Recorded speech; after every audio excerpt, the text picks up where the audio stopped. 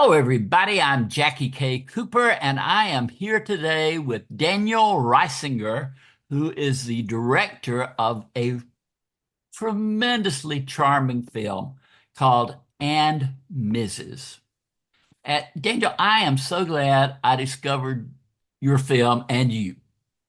Well, I'm so glad you discovered it. As I was just saying to you, my wife and I really enjoyed watching your interview, and being an Australian with an almost unintelligible accent. We found your accent incredibly charming. The South Carolina drawl is the It is a best. drawl. It is a drawl. I lived in California for a while, and the people out there just never could get over it. It was like, oh, you talk so funny. But listen, I don't even remember how either you contacted me, somebody contacted me about your film.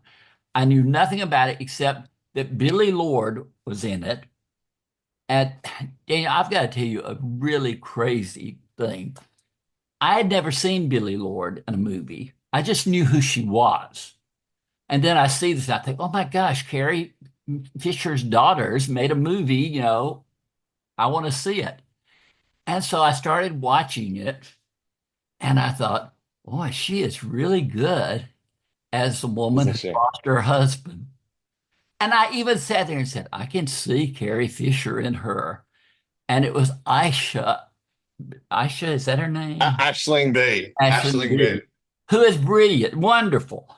But I went through the whole movie thinking that Aisling B was the pregnant sister and Billy Ward was the woman who lost her fiance. And I, as I got to the end and came to my senses and looked up some stuff, I went back and watched it again so I could see Billy Ward as the sister. But it is you're the director and you blended so brilliantly comedy and drama and emotion in that Oh, film. thank you. I'm Yeah, I mean, that's so kind of you to say. Yeah, I mean, a touchstone for us was we were trying to do something that hasn't been done in a while. art And ever. our tonal reference was Muriel's Wedding, which is 30 years old I love that this movie. year. Tony Yeah, Collette. classic Australian film. And crazily enough, if you Google this, it's true, but it seems like it can't be when I say it. It's Ridley Scott's favorite film of all time, Muriel's Wedding. How about Um, and Muriel's Wedding did a wonderful job of being quite broad and bawdy with the comedy and the humor, and swinging for the fences, but at the same time would just hit you with searing emotional honesty, and like, in a flash of an eye, you'd go from Tony Collette, laughing uncontrollably at Willy's, to Rachel Griffiths being paralyzed for life. And so we were trying to have a conversation about grief, uh, that was accessible, that wasn't the same way of doing it. The more traditional way nowadays is to play it really straight and, like, chuck a couple of jokes in, but we wanted to, as I said, swing for the fences with the comedy. it does have comedy in it. I mean, I was laughing out loud. I mean, you know, uh, just the interchange between the characters, the the widow, so to speak, and the sister of the deceased. What a combination. Were they good friends before this film, or had they They met? never met before the film, but they are thick as thieves. Well, I mean, it comes from the across on the get-go. screen. Yeah. The chemistry is electric in real life. The two of them bounce off each other. They have weird nicknames for each other. You're having a conversation with the two of them. You really feel on the outside of that bubble because they're speaking their own language, and that just happened instantly between the two of them. I mean, it's the dream. And I'll tell you a funny story, Jackie, and for anyone who hopefully off the back of this goes and watches and misses. And we Billy hope was the to. Billy was the first person we cast in the film because we needed someone who was a bit of a live wire. Um, and you talk to Billy, like every email she sends has 1,000 exclamation marks, like at the end of a sentence. That's who Billy is. Uh, and so we built the film around Billy as the centerpiece, and then brought in Aisling, and who's the best actress I've ever worked with. So incredibly funny and powerful dramatically. But very shortly before we were set to shoot, Billy called me one day and she said, I've got good news and I've got bad news. Ooh, And never want to hear that, I regardless. know. And she said, the good news is I'm pregnant. I was like, Billy, that's fantastic. And she said, the bad news is I have to drop out of the film because I really want you to get your movie made, and I'm going to be so pregnant and we won't be able to hide that I'm pregnant. And my just instant gut response is that's just never happening. We are not going to fire a pregnant woman. This is not the, We're 1930s. not going to put her behind boxes and carry Yeah. books. Yeah. And Billy, to her credit, instantly said, "Oh, thank God. That's what I was hoping you were going to say. I've got an idea." And she had this brilliant idea because her father had a surrogate who had her sister, and she said, "What if I'm a surrogate?" And so we got to work and rewrote the script. And honestly, I think it's one of those incredible moments of kismet that happens in a film. They're so hard to get made, um, because it gives her character so much depth and And added makes her so so much distinct. texture. Yeah, she's distinctive. She's the pregnant sister of the deceased. Yeah, yeah. You know, Yeah, she and, had and we flew her out, Jackie, the day before it was illegal for her to fly anymore. But I think she was 7 months on the dot, and 7 months and one day, you can't fly on an international flight so anymore. at the end of the filming, she was one day before she could fly back to the States, or Yeah. So if we'd stuffed up somewhere along the line and got her on a plane the next day, they wouldn't have let her fly. oh, So talk about when deadlines. talk about deadlines. So when you watch the film back, you'll when anyone out there is watching this, they'll notice that she's sitting on boxes a lot, or she's sitting here or sitting there because we had to, yeah, have a little bit of mercy on the extremely pregnant woman. Um, but yeah, I honestly, I say it all the time. I defy anyone to find me a better comedic performance from a 7 month pregnant woman, you know. And I Googled it. Frances McDormand was not pregnant in Fargo because I did wonder about that one. But yeah, Frances was actually wearing a prosthetic in Fargo. But Daniel, how did you get involved with this? Did you So find the the script, or they come to you, or yeah, that came to me. So a brilliant producer called Dan Hine, who's behind some of Britain's, greatest sitcoms, originated the idea.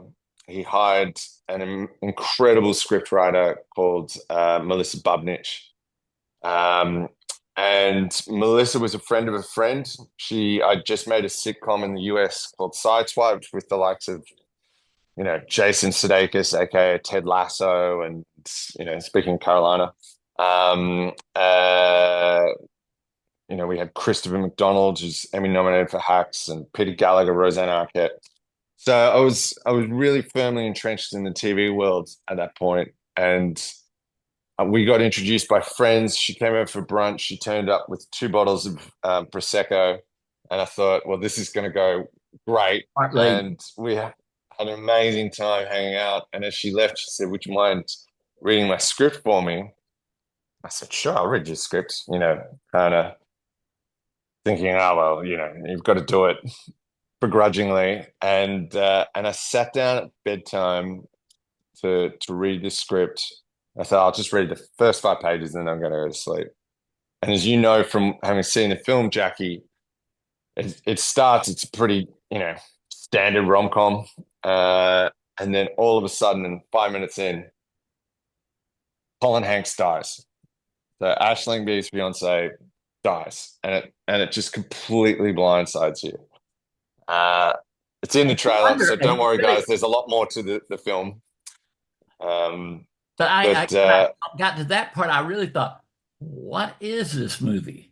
You know, just yeah, killed off Colin Hanks, and yeah, what's left?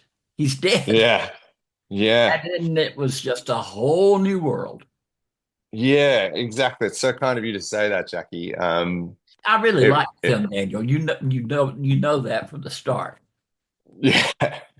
Uh, and I mean, I was blindsided as well. And I sat up and I finished the script in one sitting. I laughed, I cried, and I called Melissa in the morning and, begged to meet with the producer. And happily, he saw eye to eye with me in terms of my vision for the film, which is, as I said, making it really accessible to have grief explored in detail. And the premise of the film is that she, instead of just going, oh well, my fiance is dead, she decides to marry him posthumously. Um, and she has to overcome her family's objections, the law of the land, public opinion, and people just thinking she's nuts. And to me, this wasn't such an outlandish notion because I'd actually partly grown up in France, and in France, this is a standard thing. I mean, you do have to write to the president, So but this you is can, not uncommon in France. they get about 4 applications a year, I think. It's not like there's millions of them, but it happens. Yeah, yeah. So. And I guess one of the things I wanted to explore with the film was what right do we have to tell people how to mourn, how to grieve. And one of the incredible things about this film is that unfortunately we're all bonded through grief. Or a lot of the cast and crew. I mean, Aisling Bea is a BAFTA winning actress, is the lead. Lost her father at the age of 3. Billy Lord, as you alluded to, famously lost her mother, Carrie Fisher, aka Princess Leia, and her grandmother, Debbie Reynolds, aka Singing in the Rain, Right. within 48 hours of each other. Colin Hanks, we think, has had this charmed existence, but he actually, his mother is not Rita Wilson, and he lost his own mother as a teenager or late teens. Um, and the list goes on. My Oscar-nominated editor lost both his parents and his brother within quick succession. My DP lost his mother. Um, But and Daniel, that was one thing that impressed me so much as I watched the movie again, is at the end you have so many members of the casting crew listing someone they've lost. yeah, I mean, I think that was important to me. That just hit with such impact. Oh, thanks, Jackie. It's nice Was of you to that say your that. idea or It was, yeah. I mean, coming back, coming from an Australian background, it's always really important to me that the crew and cast bond and have a shared mission.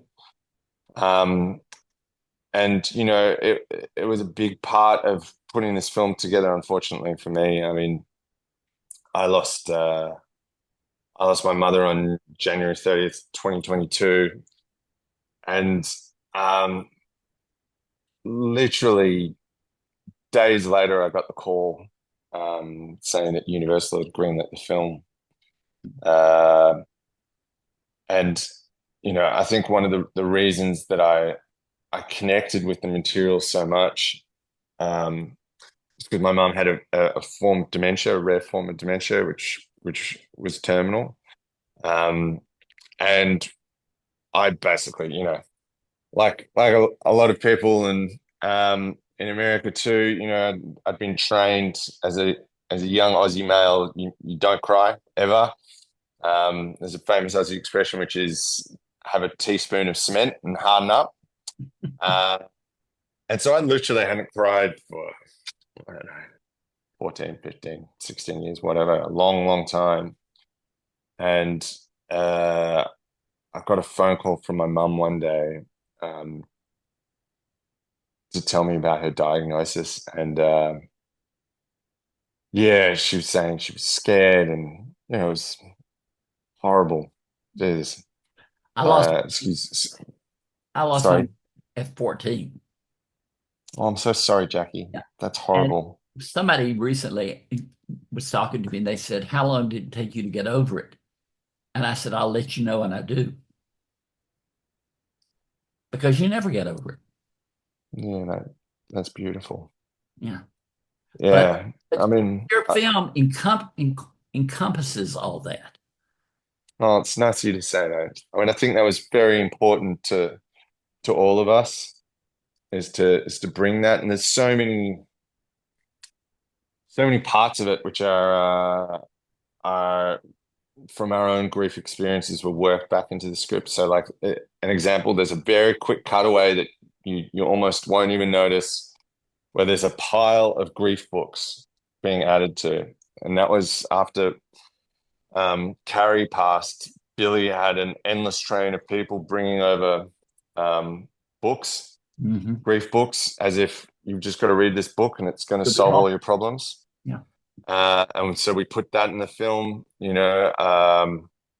What my own contribution was, like uh, just to quickly say, anyone who's watching this and going through it, there's a lot of great grief support groups out there, like the Grief Center, and we partnered with the dinner party for our US release.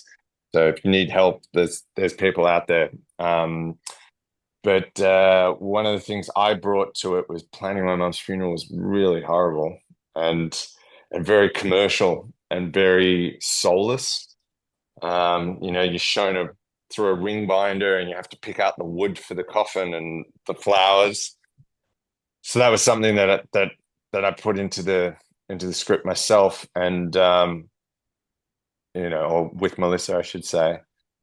And that was crazily enough, like Gemma's quest through the film to be able to marry someone posthumously in a country where it's not legal. Um, my quest from the moment I got this script really, and definitely after my mother passed, was to get the film made. And that sequence with the ring binder was the last thing we shot in the film. And Jackie, let me just say, I embarrassed the hell out of myself when we called cut on the final take, and I sobbed embarrassingly. Um, but it meant a lot to me. It still does. Yeah. I love this Yeah. film. Well, Hopefully, other people will too. where can people see this film now? So it is on Apple TV. It is on Amazon. It is on uh, Fandango. Yeah, and all good streaming platforms. So it is Not the available bad out ones. there. It is available out there. This is not something they're going to have to hunt down at a theater somewhere. You can get it streaming. Uh, Yeah, the cinema release is finished, and we're now on to the streaming. So yes, if anyone wants to see it, it's available on demand, and we'd really appreciate your support, and I hope you love the film. well, let me say this too, Daniel. The movie, as you know, really impressed me. What's next for you? I'm going to be keeping my eye out for the next Daniel Reisinger. Well, I am currently working on a documentary series based upon an incredible book called The Rejects about the people fired from the greatest bands of all time. Um, so I'm very excited about that. We've just shot with some of my childhood heroes out in Seattle. Can't get into in too much detail. And I have a number of rom-coms in the works that I'm really excited about. I Yeah, can't the wait to rom-coms see tend to be my life's work. My TV show is a rom-com, and this movie is a strange spin on a rom-com too. one last question. Uh, Let me ask you this.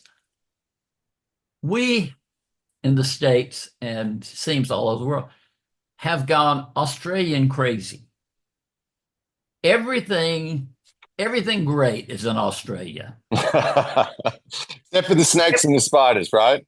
But Except for the 10 most poisonous snakes and the 10 most poisonous spiders. yes, yes. But it is, people will say, where if you could go anywhere on your vacation, where would you go? Australia. It's like, Well, and, you should come out, Jackie. We'd love to have you. some new actor shows up or actress, and you say, where are they from? Australia. You're everywhere. Yeah, I mean, I think one thing that Australians bring to the industry uh, is God, we love it. We really do, and we just don't take it for granted. And it's a very small industry here, which is why I had to go move to the States to make my TV show, and I've gone to the UK to make my movie.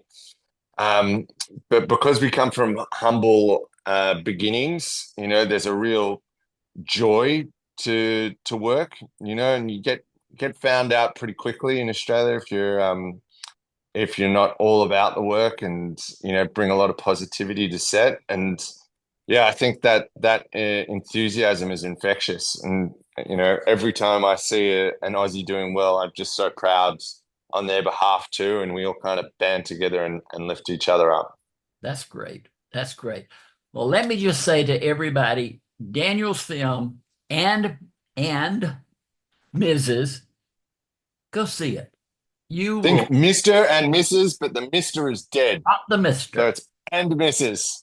but you will come out of it with a variety of emotions, and they all work. So, Daniel, I'm so glad we got to talk. I'm so glad we got to meet. And again, I'm going to be watching to see what's next with you and keeping up with your career. Very, very kind of you, Jackie. It's been wonderful talking to you. And for anyone who's going to watch the movie, just make sure you like rude bits. If you don't like rude bits, this is not the movie for you. There are rude bits in it. All right, But I'll thank you very I'll much. add one thing, 7 out of 10 for me, and that's a high score. Oh, thank you so much, Jackie. It's very, very kind of you. Thank you, Daniel. This has been Jackie K. Cooper here with Daniel Reisinger.